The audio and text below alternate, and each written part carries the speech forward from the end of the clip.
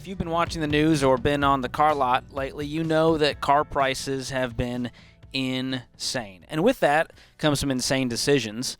And then with that becomes a new average monthly car payment of $733, according to Kelley Blue Book. Wow. Ken, that is insane. Wow. That's the average? Payment. That's the average. Wow. And interest rates, of course, rising. So the average, car loan interest rate getting tight, George. My starts at chest is 4%. So my chest is tightening. It's too much. Because Wow. cars are getting more expensive, of course the car payment goes up because that car that you used to pay $35 for is now $45 or $50. Mm-hmm. And so here's another. I don't want to give you a heart attack on air, Ken, but the average price paid for a new vehicle is up to a new record of $48,000. Wow. That is nuts. And so we like to react to some videos here, and so the producer sent us this one that makes this number look low. You ready? I'm about to take your breath away, Ken. Is that right? Yeah, you ready for this? Ken has not seen this video, I've folks. not seen this. This is not method acting. Okay. This is true. We're going to get Ken's true reaction. Roll that beautiful bean footage. Sir, what is your car payment? Mine is $1,325. And what kind of vehicle is that? It's a 22 Ford Raptor. Okay. You have another payment? I do actually. My wife's hers is $1,000. It's a 22 Ford Expedition. Perfect. Hey, ma'am. What is your car payment? $1,386. And what kind of car requires a $1,386 payment? A 2022 Grand Wagoneer Series 3. Hey, sir. What is your car payment? I got a couple of them, but the first one's $1,445. What kind of car is that? That's a new GMC Sierra 2500 Denali. What's the other one? It's a wide body CTSV. That's $1,161. I don't even know what that is. Wide body something. Oh, okay, Wow. Ken. So here's what we just witnessed for those of you listening on radio. Those people work at a car dealership, Yeah, and that's the real numbers. Okay, I was going to ask you where they're from because did you see the gal that stuck out to me when he said it was the setup, and she literally went like just laughed it off like it's like Uncle Larry and his gout that we hear about every Thanksgiving. It's like, well, here it comes. I got to go to Thanksgiving at the Colemans. Yeah, well, I don't actually have an Uncle Larry, and gout's nothing to joke about. But It's true.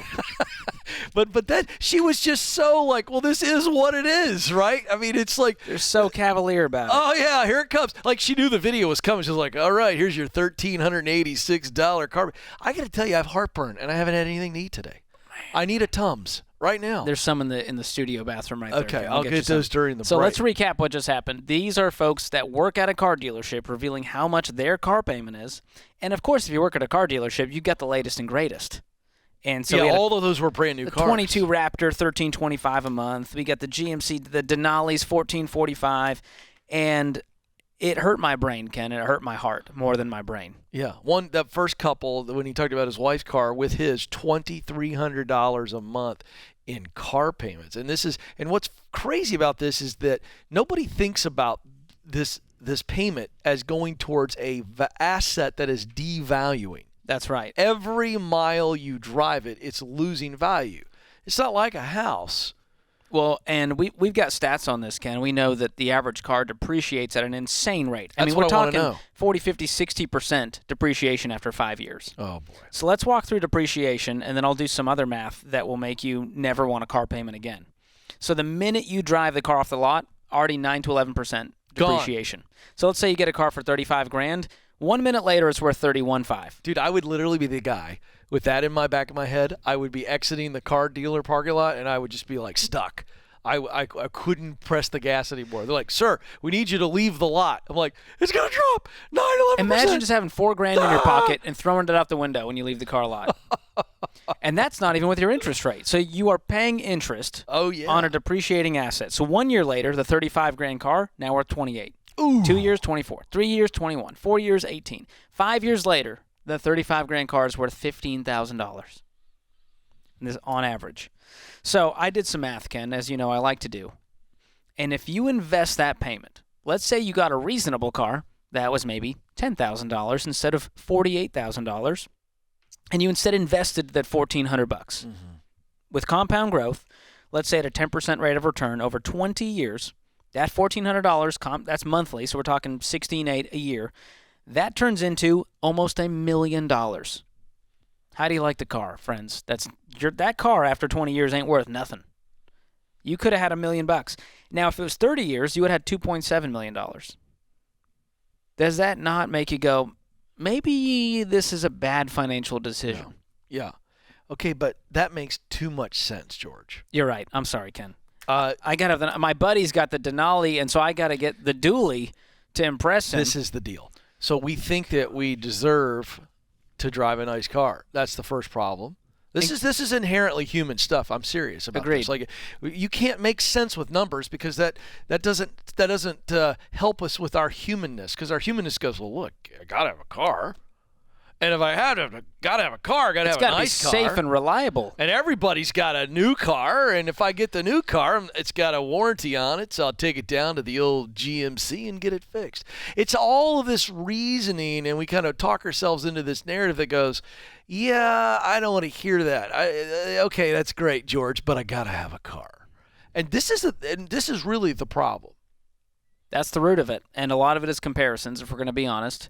And you want to have a facade that you're successful and you're doing well. I've never owned a new car. Same. Never done it. And, I like old cars. You're an old soul. But let me give you another little thing here, all right? So I've driven older cars, just normal stuff. But then I recently had the opportunity to get a Volkswagen convertible Carmen Ghia that is worth about $24,000.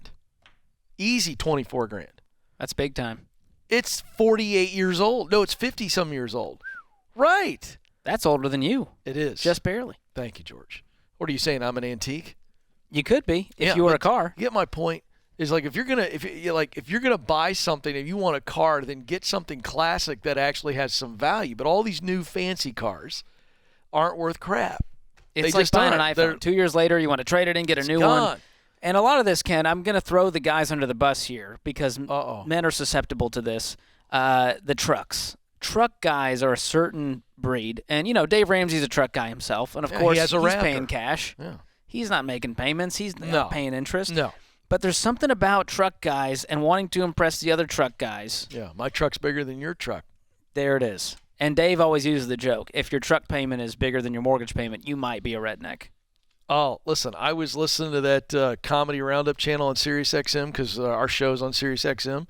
And it was Jeff Foxworthy, and he said, if you are making out in the back of a truck that is being towed to the repo, you might be a redneck.